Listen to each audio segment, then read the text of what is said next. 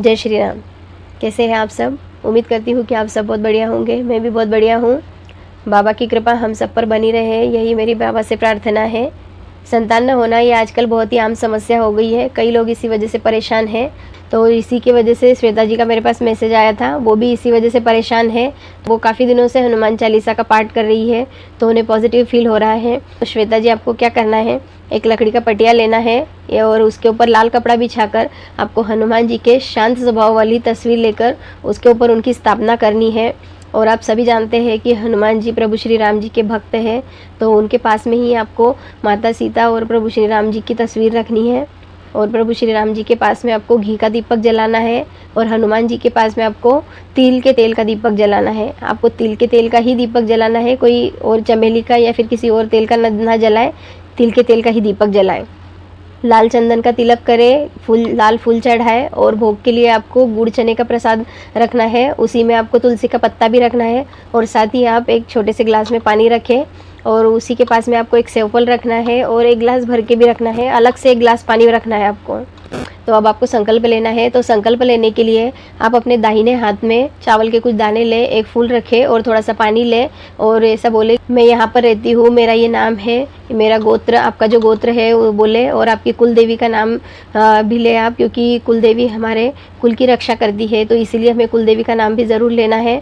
तो आप इसी तरह से बोले और फिर कहे कि मैं 11 दिन तक इसी जगह पर इसी समय बैठकर 11 बार हनुमान चालीसा का पाठ करूँगी, मैं ये संकल्प लेती हूँ। तो आप आपकी इच्छा भी बताएं कि आपकी जो भी इच्छा है, जिस इच्छा के लिए आप कर रही है, संतान प्राप्ति के लिए, तो मुझे संतान की प्राप्ति के लिए मैं ये संकल्प ले रही हूँ। तो बाबा मुझ पर अपनी कृपा करें और मेरी इच्छा को, मुझे भरोसा है कि आप मेरी इच्छा ज़रूर पूरी करेंगे, ऐसा बोलकर आप वो बाबा के सामने छोड़ दें।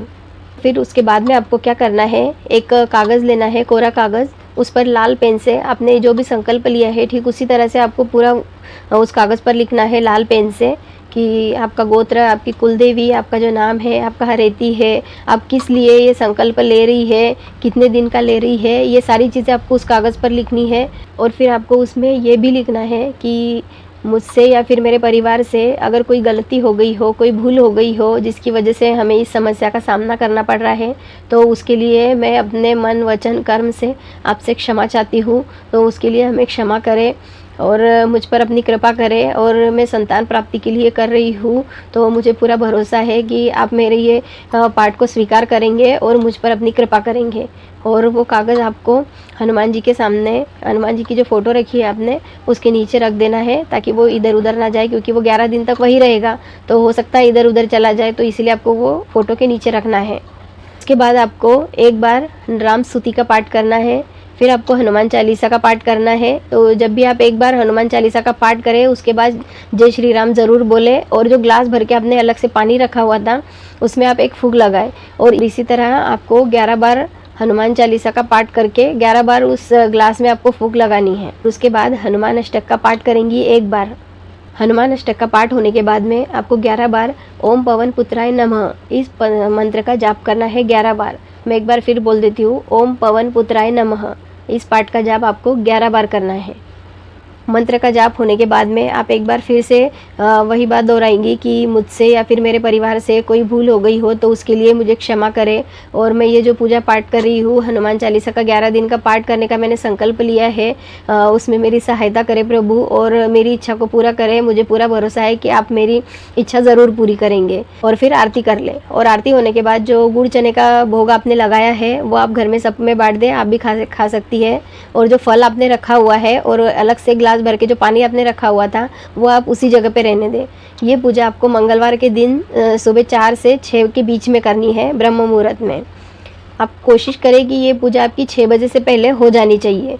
और उसके बाद में आप वो फल और जो पानी आपने रखा हुआ है, पानी को आप ढक दें और शाम को जब आप दिया बत्ती करती है, जैसे शाम को हम 6 बजे के बाद दिया बत्ती करते हैं, तो उस वक्त आपको फिर से प्रभु श्री राम जी के सामने घी का दीपक जलाना है, हनुमान जी के सामने तिल के तेल का दीपक जलाना है, आरती करें। वो फल आपको ही खाना है और पानी भी आपको ही पीना है और 11 दिन तक आपको इसी तरह से ये पाठ करना है। 11वें दिन आपकी पूजा समाप्त हो जाए उसके बाद में आपको वो जो आपने चिट्ठी लिखी हुई है वो लेकर हनुमान जी के मंदिर जाना है और वहाँ पर आपको उसे हनुमान जी के चरणों में रख देना है और आपको 5 नारियल चढ़ाना है। 5 नारियल आपको अक्खे ही चढ़ाना है, लेकिन तोरण नहीं चढ़ाना है। आपको इसी तरह अलग अलग 5 नारियल चढ़ाने हैं और हो सके तो आप चोला भी चढ़ा सकती है। अगर आप चोला चढ़ाएंगी तो ये बहुत ही अच्छा होगा। और फिर वहाँ पर भी आप प्रार्थना करें कि हे प्रभु, मैंने 11 दिन का जो पाठ किया हुआ है, मुझे पूरा विश्वास है कि आप मेरी ये प्रार्थना ज़रूर सुनेंगे और मुझे संतान की प्राप्ति ज़रूर होगी। ओके, 11 दिन का ये संकल्प पूरा होने के बाद में आप हनुमान चालीसा जिस तरह से रोज़ पढ़ती है, आप उसी तरह से एक बार हनुमान चालीसा का पाठ रोज़ करें और हो सके तो 21 मंगलवार का व्रत ज़रूर रखें। 21 मंगलवार तक व्रत करने से पहले, आप 21 मंगलवार ख़त्म होने से पहले मुझे पूरा यकीन है कि आपकी इच्छा ज़रूर पूरी होगी। व्रत आपको कोई इस तरह से नियम धर्म से नहीं करने हैं, सादे सिंपल तरीके से करने हैं। जिस तरह से हम दूसरे व्रत रखते हैं उसी तरह से 11 दिन के संकल्प में आपको तामसिक भोजन नहीं करना है और नीले, भूरे और काले रंग के कपड़े ना पहने। हो सके तो लाल या पीले रंग के ही पहने, लेकिन अगर ना हो तो कोई और चल जाएंगे, लेकिन नीले, भूरे और काले रंग के कपड़े ना पहने। मैं आपसे एक बात और कहना चाहती हूँ, आप जो पूजा पाठ कर रही है, ये संकल्प ले रही है, मेरे कहने से हो या किसी और के कहने से भी, आप जो भी पूजा पाठ करती है वो कितनी सफल होगी और कितनी नहीं, ये आप ही के ऊपर निर्भर करता है। आप कितनी भक्ति भाव के साथ ये पूजा कर रही है, ये आप ही के ऊपर डिपेंड है कि आप पूरी समर्पण के साथ हनुमान जी की पूजा करें या भक्ति करें। कई लोग एक जैसी ही पूजा करते हैं, लेकिन किसी किसी की पूजा सफल हो जाती है और किसी की नहीं होती है। तो कई लोग ये भी कहते हैं कि हमारी पूजा तो सफल हुई ही नहीं है।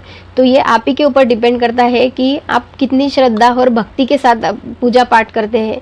अगर आप इसी तरह से आप पाठ करने बैठे और किसी ने आवाज़ दे दिया और आपका ध्यान उधर चला गया, आपने उधर देख दिया, घर में किसी ने पूछ लिया कि ये चीज़ कहाँ रखी है और आप पाठ करना छोड़ के उन्हें जवाब दे रही है, तो इस तरह से ना करें। इस तरह से पूजा नहीं होती है और इस तरह से पूजा आप करेंगे तो वो सफल भी नहीं होगी। इसीलिए आपका पूरी तरह से समर्पित होना ज़्यादा महत्व करता है और आपको पूरी तरह से समर्पण भाव के साथ पूजा पाठ करनी है। और ये संकल्प ले रहे हैं आप, तो पूरी तरह से आपको भरोसा करना होगा कि आपकी इच्छा ज़रूर पूरी होगी। आपको बाबा के साथ इस तरह से बात करनी है जैसे वो आपके सामने ही बैठे हैं। आप आंखें बंद करके ऐसा फील कीजिए कि वो आपके सामने ही है और आप आमने सामने बैठकर उनसे बात कर रही है। आप अपनी और समस्याएं भी उनसे शेयर कर सकती है। आप देखेंगे कि आपको कुछ ही दिनों में इसका असर दिखने लग जाएगा, तो आपके मन में और भी भक्ति बढ़ जाएगी। आपका पूरा ध्यान उसी की तरफ होना चाहिए, पूरा मन उसी में लगना चाहिए। और साथ अगर आप हो सके तो धूप बत्ती लगाएं, क्योंकि धूप बत्ती लगाने से क्या होता है, हमें ऐसा लगता है कि हम मंदिर में ही पूजा करी, बहुत पॉजिटिव फील होता है हमें धूप बत्ती की वजह से।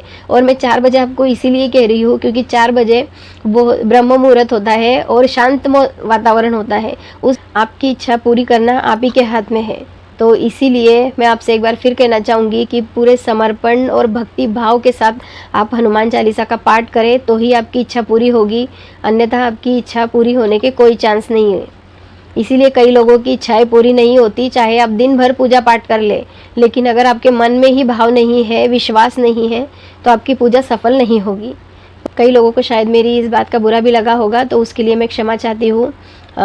आप मेरी वीडियो अभी तक देख रहे हैं, इसका मतलब आप भी हनुमान जी के भक्त हैं, तो कमेंट में जय श्री राम ज़रूर लिखें। और अगर आपने अभी तक मेरे चैनल को सब्सक्राइब नहीं किया है तो चैनल को सब्सक्राइब करें, वीडियो को लाइक करें, ज़्यादा से ज़्यादा शेयर करें और साथ ही बेल आइकन को प्रेस करें ताकि मेरी अगली वीडियो की नोटिफिकेशन आपके पास सबसे पहले आ जाए। और आपका दिन मंगलमय हो, प्रभु की कृपा हमेशा आप पर बनी रहे। जय श्री राम।